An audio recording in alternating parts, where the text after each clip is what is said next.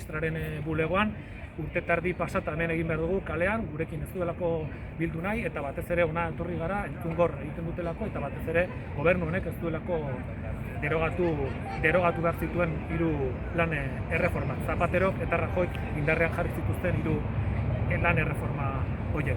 Hori da gaurko aldarri nagusia, gure ustez indargabetu egin behar dira 3 lan erreforma horiek, Zapatero eta Rajoy martxan jarri zituztenak, eta horretarako gobernua gauza bat egin behar du. Alde batera utzi behar du elkarrizketa soziala, eta alde batera utzi behar du patronalak ezartzen duen beto.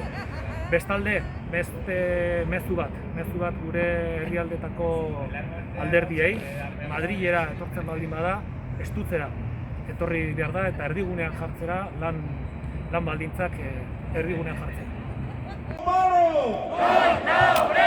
¡Yolanda, escolta! ¡Estamos en loita! ¡Yolanda!